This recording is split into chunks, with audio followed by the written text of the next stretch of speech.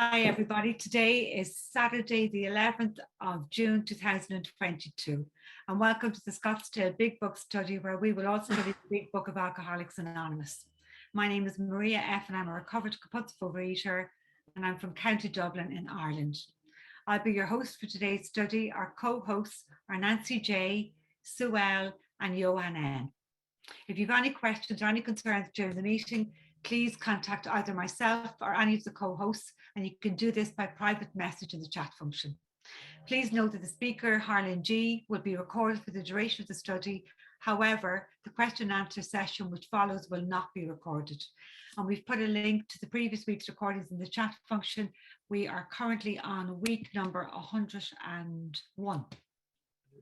We ask that if you could please keep your microphones on mute at all times during today's study, and also please turn off your video if you are exercising, eating, or if you need to step away from your screen for any reason. We also ask that you refrain from making use of the chat function, even to message other attendees privately, just so that we can all be present with each other in the workshop today. And now we will turn over the meeting to Harlan G. Good morning, Harlan. Good morning, Maria. Thank you very much. And thank you for your service. And thank you for all the people that make this possible. And thank you for your everybody's continued seventh tradition contributions, things like that, because this is not free. This costs money to maintain. And we're just so happy that you have supported it throughout the time that we've been doing it. It's nice to be back. It's nice to go away every once in a while, but it's so nice to be back with all of you. It's fabulous. And I won't be going anywhere till the end of July. I'll give you the dates on that in case it's something you want to do, but we're not going to be meeting on the 23rd of July. That's the 23rd of July, because on the 22nd, 23rd, and 24th, I'm going to be doing Big Book up in Flagstaff, Arizona, on the campus of Northern Arizona University. So I'm looking forward very much to that because it gets me out of the heat. There's no extreme heat up there. It's at 9,000 feet. So you don't have to put up with the intense heat of July here in the desert. I hope you're having a great day. I hope that yesterday, June the 10th, because this is June 11th, 2022, I hope you took a second. If you didn't, take it today to take a second and bow your head that our way of life, the 12-step way of life, began on June the 10th, 1935. And June the 10th, 1935 is celebrated in Akron, Ohio, with a celebration second to none, and it is Founders Day. It is the day of Dr. Bob's sobriety. Now, I'll let you in on a little secret. His first day of sobriety is really June 17th. Bill and Bob were not great at remembering dates, but since June the 10th is what's in the book and June the 10th is what we celebrate, then so be it, because it really doesn't matter that much. But just for the sake of accuracy, it was June the 17th. If you Google the American Medical Association Convention 1935, you'll find that he could not have been home by the 10th because it started on the 10th and ended on the 17th. And that was the day that he really got sober. But that aside, just don't put a pin in that. Let's just always hang our head on June the 10th, because that's the day that this way of life started. We've been talking about chapter 3, more about alcoholism. And this chapter emanates from the knowledge that came from one of the 4 books that framed the Big Book. When I say framed, I mean heavily influenced the Big Book. And the Big Book was heavily influenced by these 4 books: the Book of James, New Testament, the Sermon on the Mount, Emmett Fox, the Varieties of Religious Experience by William James. And that's why you have the stories in the back of the book. And the 4th book is what we're going to be concentrating on this morning. And that book is called The Common Sense of Drinking. And it was written by Richard Peabody. And Richard Peabody He died of his own alcoholism in 1936, just 6 years after this book came out. In 1930, he died of his own alcoholism. He fell short of finding a spiritual solution to his alcoholic problem. He believed that the relief that he sought was in the changes to his friends, changes to geography, changes to different things. And of course, we know today that that simply doesn't work. But let's not throw the baby out with the bathwater, because Richard Peabody had a lot of things that he got 100% correct. Let's take a look at those things. He believed that the disease was permanent.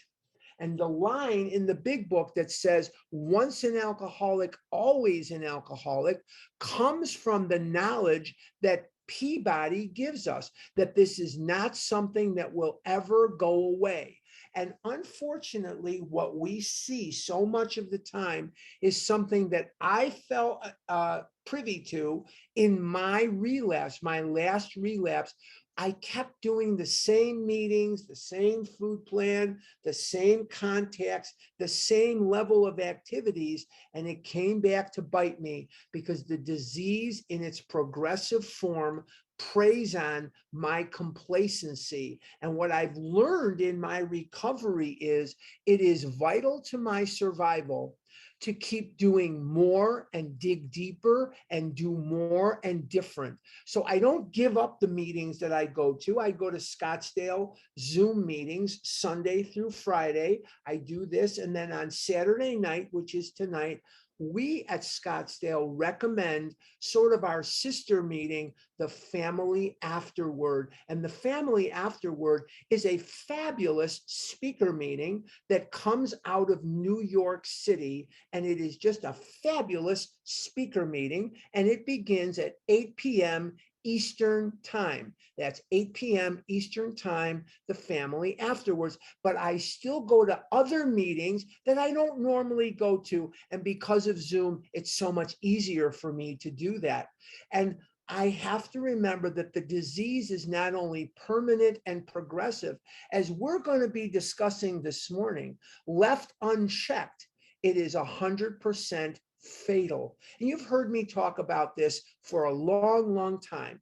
We don't have to die from the disease. We can die with the disease. And there's a vast difference. If I die from the disease, that means that I'm going to die as the result of compulsive overeating, diabetes or heart or kidneys, or God knows what, fatty liver, God knows what's going to take me over, but I'm going to die of this disease. I can die with this disease by being in recovery. And of course, we're all going to die. But as I remind you from time to time, I will get the opportunity to live until I die. Many of my father's friends, not all of them, but many of his friends came out of the concentration camps in Europe. And they were people who came to America from what was called DP camps. What is a DP camp? It's a displaced person camp.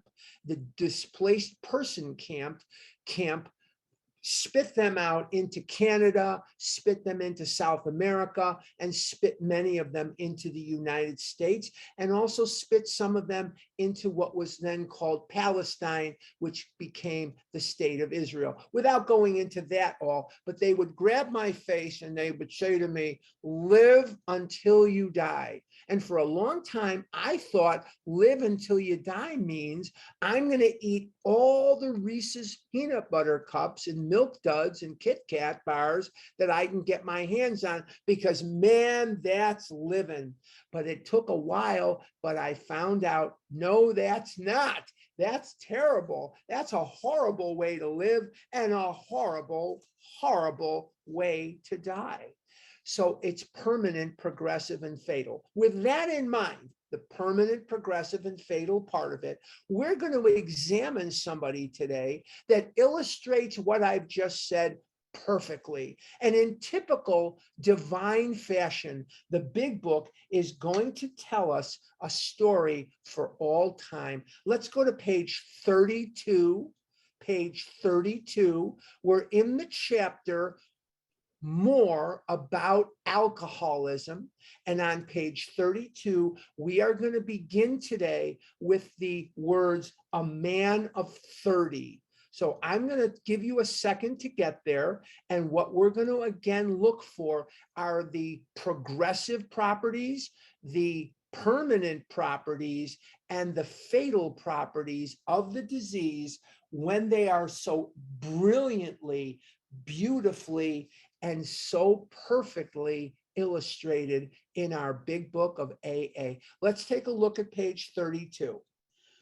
A man of 30 was doing a great deal of spree drinking. What does that mean? He would get drunk, really bad drunk, and then he'd lay off for a while. Then he'd get really badly drunk and lay off for a while. See, I was an everyday eater. I ate compulsively every single day of my life.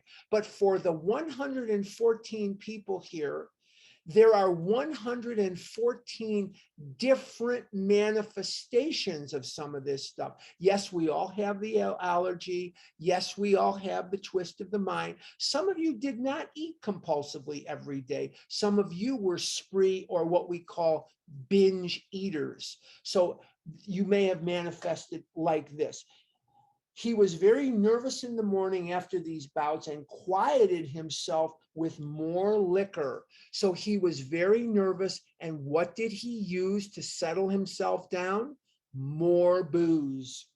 He was ambitious to succeed in business, but saw that he would get nowhere if he drank at all. Once he started, he had no control whatever. Let's take a look at that before we move on so we don't just ignore something very, very important. Like all of us, he had ambitions. Now, he saw that this drinking was getting in the way. And you would think if he were like me, he couldn't do much about it. He battened down the hatches on pure, unadulterated willpower. In other words, he became a dry drunk. He became someone who diets with group support. He didn't work steps. He didn't know about steps. He didn't have contact with AA. He just realized, hey, I need to give up this liquor, but it was always in the back of his mind. So let's take a look with that in mind with where we're going to go from here. He's a dry drunk at this point in his life.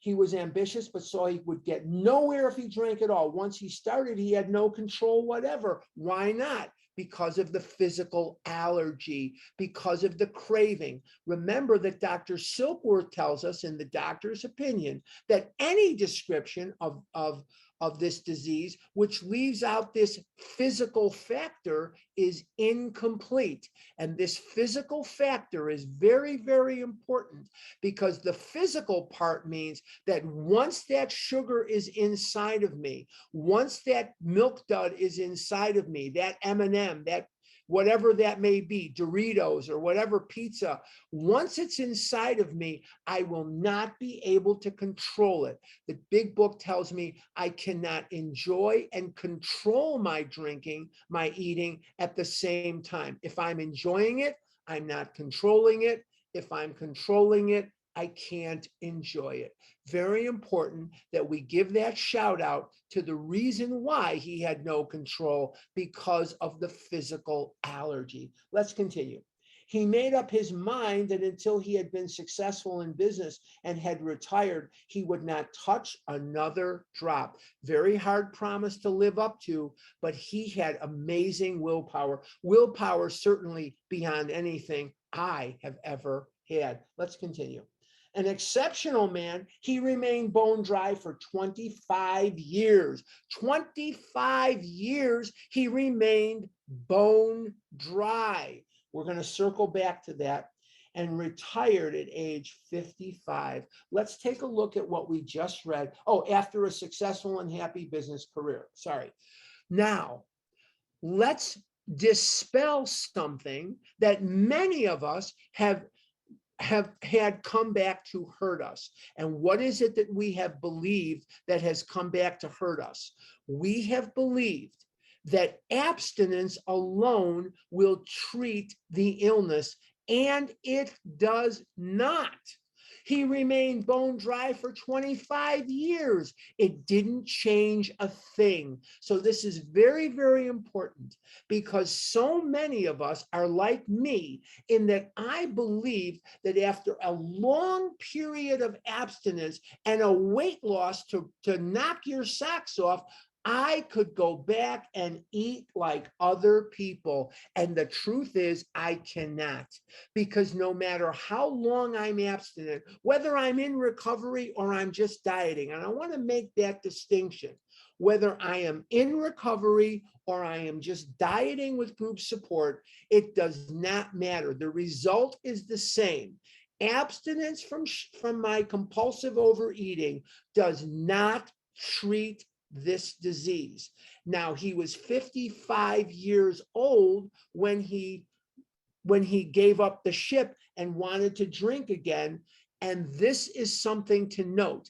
He did not pick up where he left off. He picked up at a much worse spot than he had ever seen. There was a trap door to the bottom he had known. Why is that? Because the disease, as we age, gets worse. The disease does not get better because I'm in recovery. The disease is getting worse.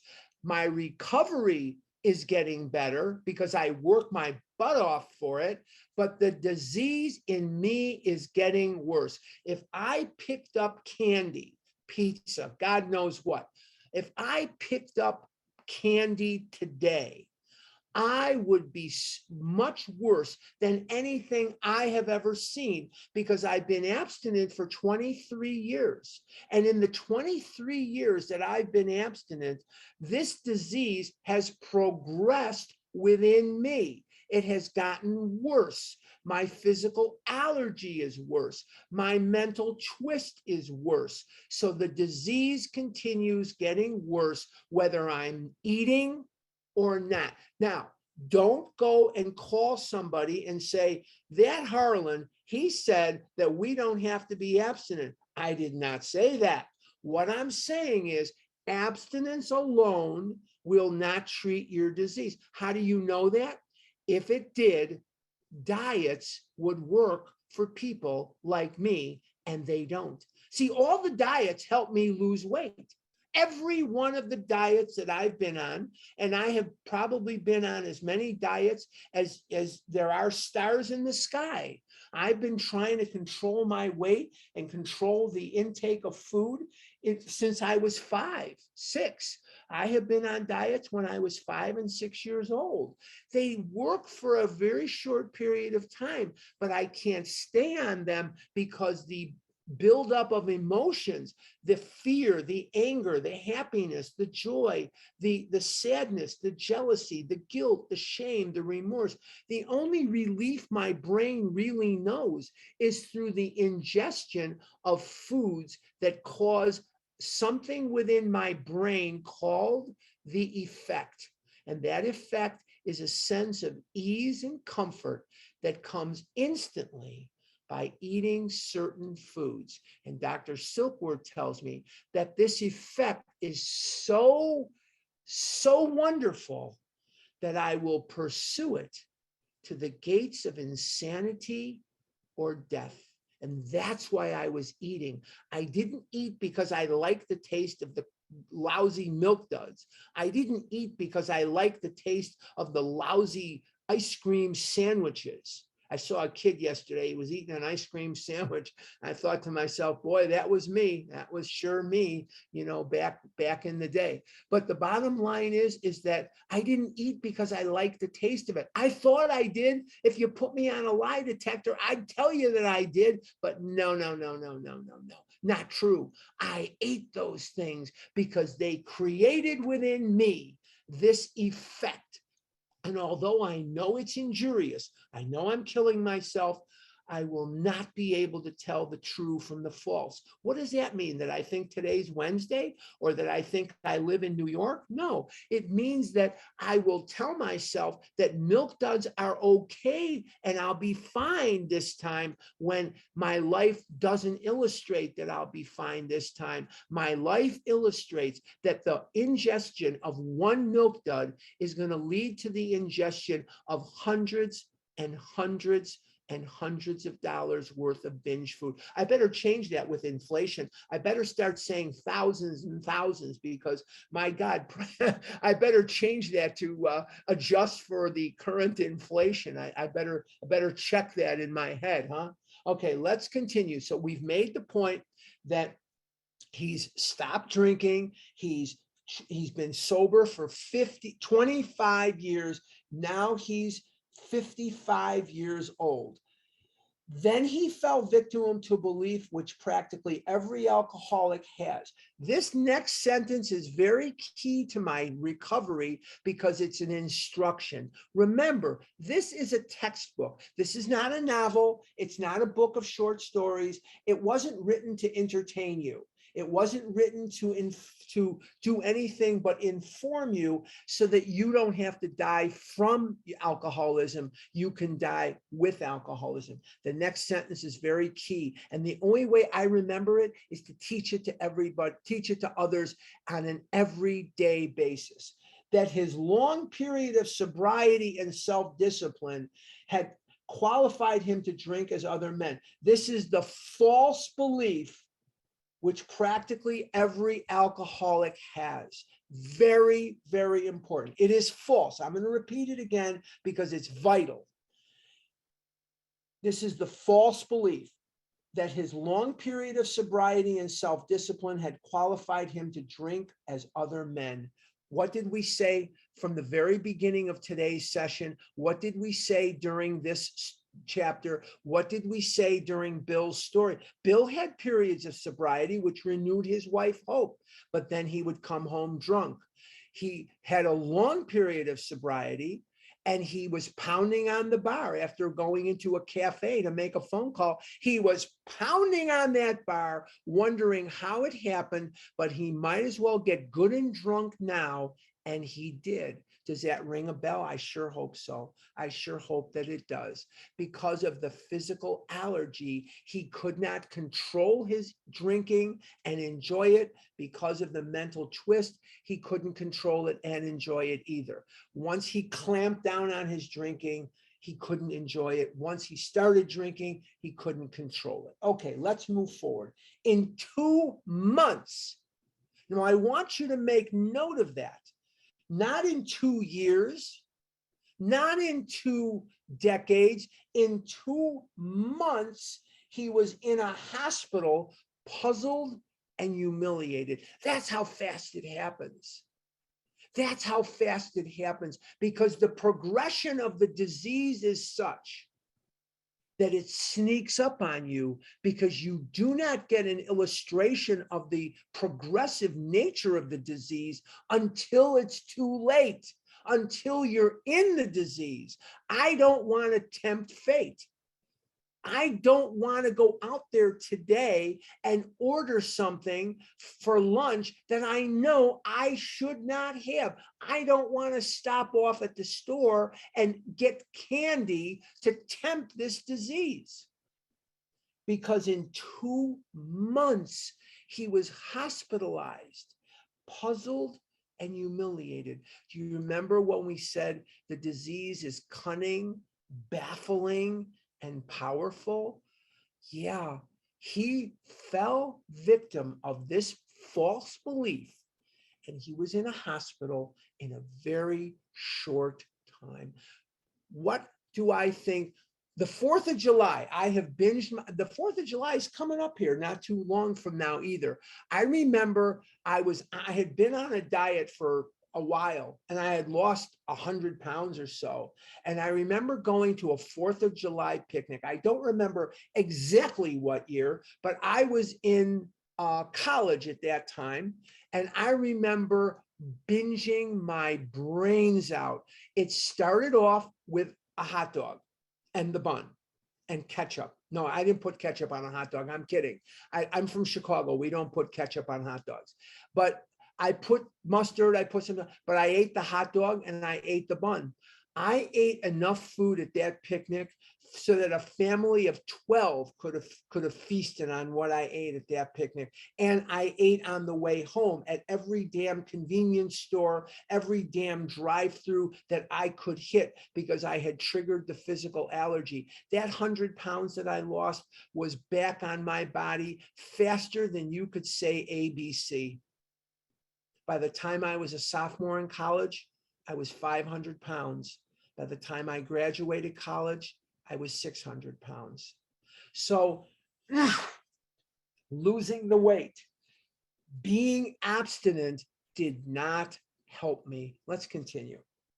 He tried to regulate his drinking for a while, making several trips to the hospital meantime. He's bad. You got to be pretty bad for them to put you in the hospital. Then, gathering all his forces, he attempted to stop altogether and found he could not.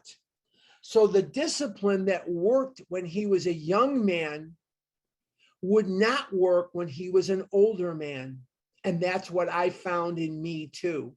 The willpower, the discipline, the resolve that I could use when I was a young man of 5 or 6 or 7 would not work for me today. That's for sure, because my disease has gotten worse and worse and worse, but my willpower has not gotten stronger and stronger and stronger. If anything, it has gotten weaker and weaker and weaker. And when you're young,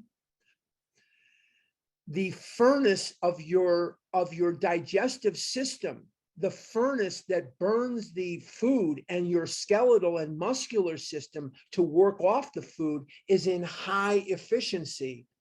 Every day that I'm lucky enough to get up, every day that I'm lucky enough to awaken, every day that I'm lucky enough to breathe air out of the atmosphere, I am getting worse because I am further away from the maximum performance of my hips, knees, back, arms, shoulders. I'm further away from the maximum performance of my digestive system. So the aging process aids and abets the disease so that the disease will constantly get worse and worse and worse. I'm very lucky. I've got a new lease on life in certain areas, a lot of areas. I'm still alive. That's nice.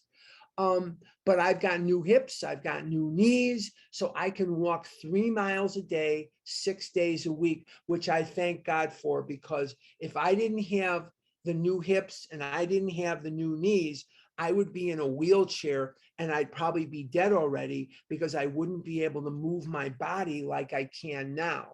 So it's very, very different. I'm very, very lucky to be alive. Doctors have been signing my death warrant. They've been signing my death certificate since I was a teenager. They were screaming at my mother. I've told you the story here. I was 17 years old and I was in gym class at Mather High School in Chicago. And I was in gym and I broke my ankle, and my mom and I went to Edgewater Hospital, which is not even a hospital anymore. It's condos, I believe. And we went there, and Dr. Bernstein, who's been dead for a long time, my mother's been dead for a long time, he's been dead for a long time, he started screaming at my mother. He said, he is 17 years old and he's over 300 pounds. How long do you think he's going to live? He said to my mother, I don't see him living past 30. His heart is going to blow apart. And my mother started crying, and my mother was very upset, as was I. What did me and my mother do? Both compulsive overeaters. What did we do on the way home to assuage our feelings of fear and anger? We went for ice cream and vowed with ice cream in our mouth that tomorrow we were both going to stay on our diets. And you guys all know how effective those oaths those promises are not very effective at all. And by the time I graduated high school, I had lost some weight on a diet, but by the time I was a senior in high school, I was 335 pounds. And I was 500 by the time I was a sophomore in college. And as I've stated, 600 pounds by the time I graduated college. Let's continue. Bottom of 32. Then gathering all his forces, he attempted to stop altogether and found he could not. Every means of solving his problem, which money could buy. Notice it does not say problems. So I want to make note of that, because on page 45 of the big book of AA, the thesis line says, this is the thesis line of this book. It says, the main object of this book is to help you find a power greater than yourself, excuse me, which will solve your problem. It doesn't say problems, even though my recovery has progressed into solving all my problems, but it says problem singular. Very important to look at the book and look at the way they use the words, because see, I believe that the book was divinely inspired. I love Bill Wilson. I love him to death. He's my hero. Was he please don't assail me in the Q&A. He did this and he did that. I'm aware of everything, all that. I'm aware of it. He was quite the human. He was quite the human being, Bill Wilson. But I believe God used him as a vessel to write the book in everything that I know to be true. He would look, let's take a look at something, and I don't want to get too sidetracked here. He was 43 years old with 3.5 years of sobriety when the book came out. I've got 23 years of abstinence. I'm lucky if I can knock out a coherent text message. I'm lucky if I can knock out a coherent note on a piece of paper. This guy wrote one of the greatest pieces of spiritual literature that the world has ever seen. This book and its contents here have saved more alcoholics, drug addicts, compulsive overeaters, gamblers, sex addicts, love addicts, internet addicts, pornography addicts, whatever you want to keep going on, under earners and God only smokers and cocaine and heroin and drugs and everything else, than all other methods combined. There is no method of recovery that can come close to the effectiveness of this book. Not yet. Maybe you've got a book in you that could turn that around. I don't know, but all I know is I'm sticking with what works. Top of 33. Let's go to the top of 33. Every attempt failed. Remember, Dr. Silkworth says that other methods had failed completely with these people. It says at the top of 33. When the big book wants to tell you something. Now, Silkworth did not write this chapter. Silkworth didn't write one word of this book other than the doctor's opinion. He didn't write one syllable in this book beyond that. That's it. Every attempt failed calls us back to the knowledge we get from Silkworth that every attempt failed. Top of 33. Though a robust man at retirement, he went to pieces quickly and was dead within 4 years. Do I have another recovery in me? I don't know. Will I survive another binge? I don't think so. I'm 68 years old. I've had 68 trips around the sun. I could put on 150 pounds by New Year's Day. By this time next year, I believe I would be dead. Now, some of you, I can see your faces. I can't see all of you because all of you don't have your cameras on. Some of you are my age or older. Some of you are very, very young and very, very beautiful. And some of you are whatever you are. Some of you could survive another relapse and you'd be fine. But do you want to take that chance? Do you want to play with fire? Because eventually, if you play with fire long enough, you're going to get burned. How many relapses are in me? I think one more would kill me, and that would be the end of it. He was dead within 4 years. Was his disease permanent? Yes. Was his disease progressive? Yes. Was his disease fatal? Yes. So let's understand that this disease is not something to trifle with. I take it very, very seriously. Now, if I want to remember something, I have to teach it to other people. And that's why when I sponsor, every once in a while, not every day, because then they'll stop hearing it. They won't hear it anymore. Every single week, I say to my sponsees, remember, see, I'm really talking to myself. I'm not talking to them. Because in the final analysis, it's about what I do. It's not about what they do. What they do, I hope they recover. I hope they all recover. Hey, I want to see everybody in Newark. I want to see everybody in Los Angeles for the birthday. I hope that we can all be together. But I remind them, hey, more and different. You got to do more. You got to do different. Shake it up a little bit. Go to some meetings that you've never been to before. Do some things you've never done before. Call some people that will stretch you out. What do I mean by that? Call some people that you don't know. That's a scary thought, right? You know, we have our God squads and we have the people that we speak to on a regular basis, and you call them for 10 steps and they call you for 10 steps, and you call them and they call you, and you go to the same meetings together and you're all friends. Once in a while, go on a vision for you and listen to the people at the beginning of the second meeting that are brand new. Give them a call. Give some of them a call and do something where you don't know the person. You find out on Vision or you find out on your Zoom meeting that so-and-so is on the struggle bus. Hey, give them a call. Hey, it's me. Hey, blah, blah, blah, blah, blah, blah. But it puts you in touch with lowering that ego by getting out of yourself and doing some things that will help you grow. Very, very important.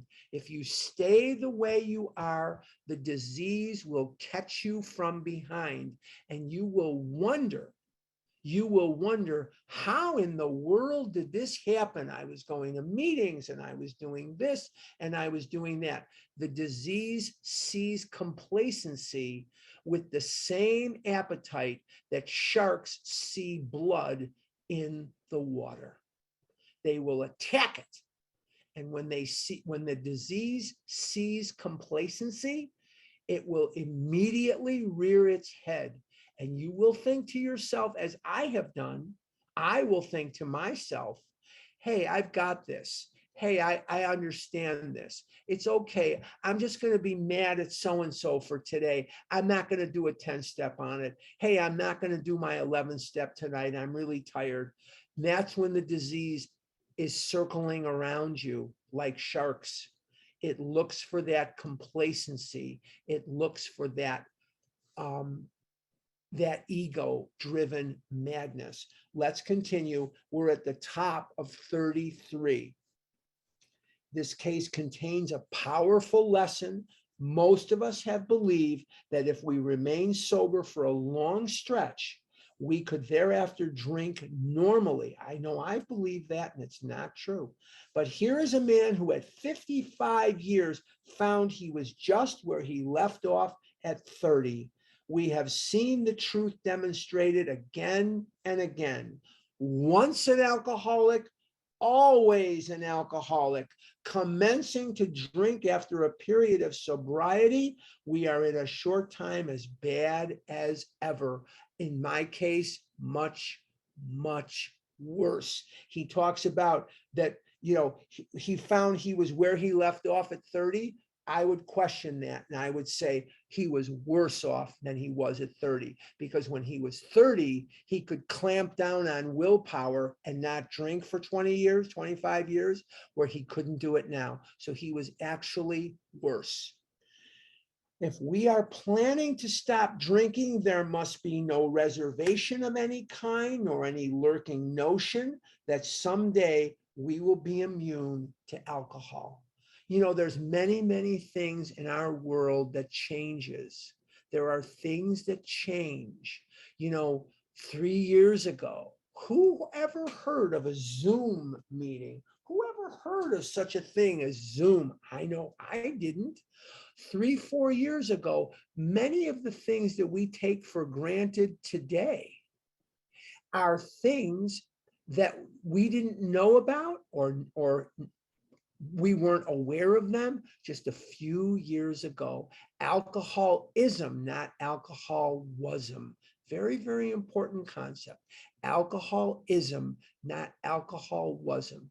So when we think we've got this licked, that is the action of the disease in our minds. Very important for me to remember that, because I suffered plenty from this disease, and I gave this disease decades of my life. And I'll be damned if I'm going to give this disease one more second.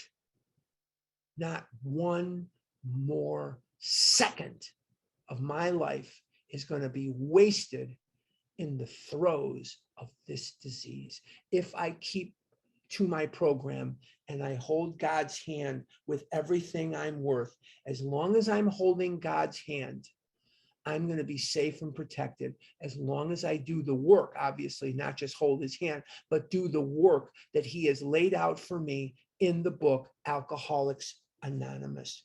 Now let's continue. We're mid-page 33. Young people may be encouraged by this man's experience to think they can stop, as he did, on their own willpower. We doubt if many of them can do it, because none will really want to stop, and hardly one of them, because of the peculiar mental twist already acquired, will find he can win out. We have all dieted. There's 148 of us here. That means there's 147 of you that are not me. And I would be astounded at some of the things that you folks have accomplished. Some of you are truck drivers, and some of you are teachers, and some of you are therapists and lawyers, and maybe doctors, nurses. God only knows, salesmen, whatever you are, housewives, it doesn't matter, teachers. I know one thing you cannot do. If you are a compulsive overeater like me, if you're a compulsive overeater like me, you cannot control this disease on your unaided willpower. It's not going to happen. If you could have controlled this, you wouldn't be here today. I'm going to make that assumption. You'd be out living your life, eating regularly, normally, eating like normal people, and just living your life. You wouldn't be here with us this morning. Several of our crowd, men of 30 or less, have been drinking only a few years, but found themselves as helpless as those who had been drinking 20 years. Now, Clancy Imislund is one of my heroes. I loved Clancy, and I hope that I know he is sitting there with Chuck C. and Bill Wilson and Hank Parkhurst and Ebby and God and all the rest of the people that are at that big meeting in the sky. And Clancy Imislund loved to tell this story, and I heard him tell this story at the North Scottsdale Fellowship Club years ago when he came there to speak. He told the story of a woman who was elderly. She was in her 70s, and she had never had a drink of liquor in her life. Never had a drink of liquor. She was a very, very strict Southern Baptist. I mean, really, really Southern Baptist. And she just did not consume alcohol at all. Her father was an alcoholic. Her grandfather was an alcoholic, but she did not. She was a teetotaler like me. Teetotaler is somebody who just doesn't consume liquor. Well, one day she got ill and her adult children were consulting with the physician who was treating their mother. And she was having some trouble sleeping because of some of the medication that she was on. It was keeping her up. Sometimes medicine can do that to me. It can keep me up. It can rev me up. And the adult children it was suggested to them that they put a little brandy in mother's milk. Mother always drank a little milk before going to bed, that they put some brandy in there and that would help mother sleep. So they did. And they did this the first night. They did this the second night. They were doing it for a while.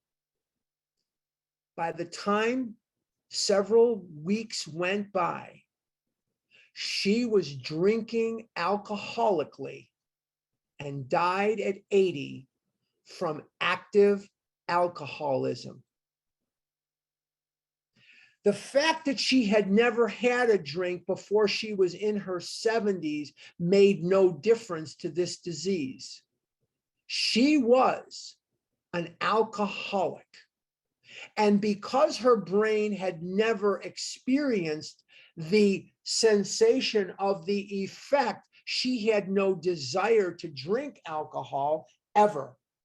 Once the brain was bathed in the alcohol and the effect took it over, the brain said, I like this feeling, go get me some of that.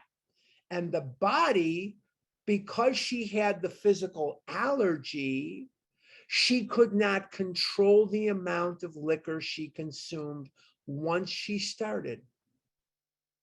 So the disease was active in her for over 7 decades. And yet, once she started drinking, she died very quickly, died drunk, lived alcoholically, and she was an alcoholic dumpster fire. An alcoholic dumpster fire. So this disease does not know anything but to kill, to maim, to putrefy, to vandalize, to ruin, to isolate, to spoil, to help you loathe yourself, to help you hate yourself in a way that others could not hate you. This disease has its way with you. You will not feel like living. You will beg for death because the disease humiliates you. The disease isolates you. It cuts you off from any support.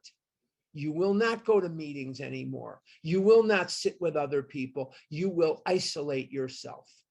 That's when the disease is rubbing his little hands together, saying, I gotcha. I gotcha. And now you're going to die. And this is what the disease wants. Don't let the bastard win. Work your steps. Do what you need to do. Let's continue. Bottom of 33. We're moving pretty quickly today. To be gravely affected, hang on one second. To be gravely affected, one does not necessarily have to drink a long time, nor take the quantities some of us have. This is particularly true of women. Potential female alcoholics often turn into the real thing and are gone beyond recall in a few years. I'm not so sure anything runs along gender lines. I'm not so sure about that. I understand that the book was written in 1937 and 38, published in April of 39. The world was a little different. But if Marty Mann were here, if Sylvia Kaufman were here, these are pioneer women of AA, they would tell you a very, very different story, a very different story. They would tell you a story of their alcoholism, ransacking their lives at early ages and ransacking their lives in ways that are beyond any human comprehension if you don't know this disease. Certain drinkers would be greatly insulted if called alcoholics, are astonished at their inability to stop. We who are familiar with the symptoms see large numbers of potential alcoholics among young people everywhere, but try to get them to see it. Now, The average age of a member of AA is 33. The average demographic of an OA member is 55. 55. Where did I get that from? I was a delegate to the World Service Convention in Albuquerque for 2 years. I represented the Phoenix Intergroup, Arizona Serenity in the Desert, which is where our meetings, this meeting and our meetings here, the Scottsdale meetings, we are members of Arizona Serenity in the Desert Intergroup. And when I went there, it was pretty shocking to me. But what I have to understand is that oftentimes we come into OA as teenagers. I came in at age 24. Some of you came in earlier than me, some not so much. But like Leah, one of the founders of Vision, says, this disease does not tackle you in the same way that alcoholism and drug addiction tackle you. It's like getting kicked to death by a little bunny rabbit. You're just getting kicked and kicked and kicked and kicked by a little bunny rabbit, and it's death by 1,000 cuts. It's death by 10,000 cuts. And all of a sudden, one day, you look at yourself and you say, I loathe you. And you look at yourself and you look at a number on the scale and you cannot comprehend, how did it come to this? How did we get here? I swore great oaths that I would never weigh over 400 pounds. Then I swore oaths I would never weigh over 500 pounds. You see where we're going here. I'm never going to weigh over 600, over 700. I swore to God that I would not do that. And I was looking at a scale that made me a liar, because the scale said, not only have you gone past that number, you've gone significantly past that number because you can't control this. So it's very tough to get people to see this if they have not hit a bottom. And that's why non-compulsive overeaters do not have these various bottoms. They don't hit these. Well, they may have a little body dysmorphic disorder. They don't want to get beyond a certain size, but they can easily control their intake of food through sheer willpower. They don't have the physical allergy. They don't have the mental twist. Very important. Let's go to the top of 34. As we look back, we feel we had gone on drinking many years beyond the point where we could quit on our willpower. If anyone questions whether he has entered this dangerous area, let him try leaving liquor alone for 1 year. If he is a real alcoholic and very far advanced, there is scant chance of success. In the early days of our drinking, we occasionally remained sober for a year or more. Bill Wilson remained sober for a year. He entered the hospital in April of 33. Then in April of 34, he's back in the hospital after a short time of drinking because he was worse than ever because of the progressive nature. But it was not, for the frightful day came when I drank once more. Do you remember reading that line on page 7? For the frightful day came when I drank once more. Very important. Becoming serious drinkers later. Though you may be able to stop for a considerable period, you may be able to diet. You may yet be a potential alcoholic. We think few to whom this book will appeal can stay dry anything like a year. Some will be drunk the day after making their resolutions, most of them within a few weeks. I have a lot of memories of getting up in the morning and cursing God that I was still alive. And I have memories of saying to myself, I'm going to eat this and I'm going to eat that, and F it, I don't care. I'm just going to eat this and I'm going to eat that. And I would go out and do it. I also have a lot of memories of saying to God, I'm not going to eat this and I'm not going to eat that. I didn't say help me. I just thought I could do this on my own.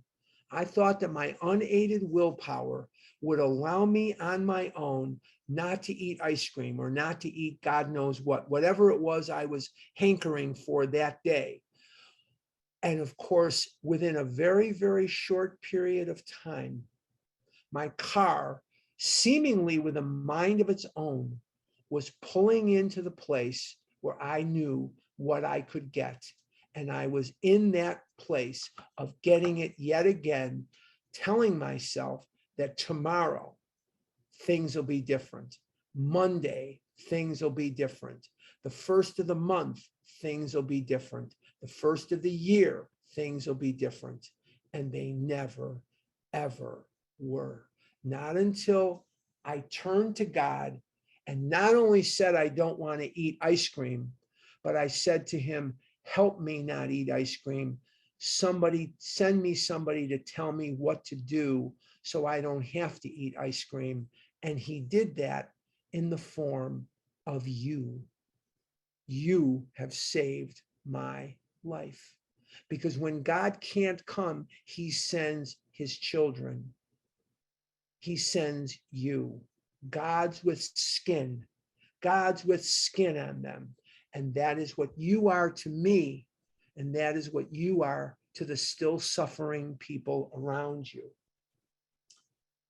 For those who are unable to drink moderately, the question is how to stop altogether. We are assuming, of course, that the reader desires to stop. Please stop sponsoring people who do not want to do this. Please leave them alone. If they are constantly letting you know through their action they have no intention of taking it seriously, leave them alone. For the love of God, go sponsor someone else. There's someone out there that could really use your help. When someone else's recovery means more to you than it does to them, you are the Allanonic one. Get out of their way. Let's finish this paragraph and we'll be done for the day. Whether such a person can quit upon a non-spiritual basis depends upon the extent to which he has already lost the power to choose whether he will drink or not. Many of us felt we had plenty of character. There was a tremendous urge to cease forever, yet we found it impossible. This is the baffling feature of alcoholism as we know it, the utter inability to leave it alone, no matter how great the necessity or the wish. No matter how horrible my life got, I would convince myself that everything was going to be okay. Give me an ice cream cone. Give me a French fry. Give me Doritos. And my 500-pound body in my mind will transform into the cloning of Steve McQueen and Sean Connery or God knows who.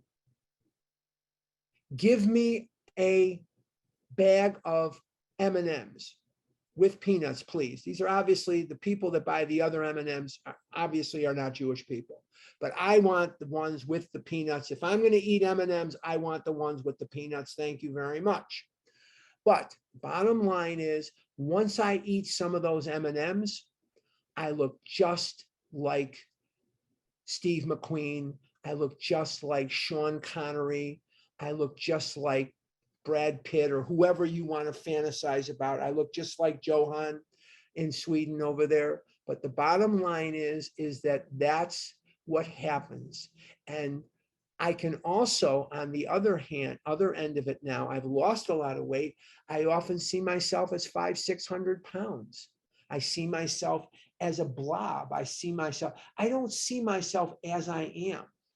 And that's a very tricky thing for me to do. It's very, very difficult for me to see reality. And that's why I have to keep remembering that a solitary self-appraisal proved insufficient. I need the help of a sponsor. I need the help of all of you. Otherwise, I'll look at this pen, and this pen says Dublin 2019, and I never made it to Dublin in 2019. I was on the airplane to get there and they pulled us off. And by the time they got us another plane, I would have not gotten there till Sunday, which is when the retreat would have ended.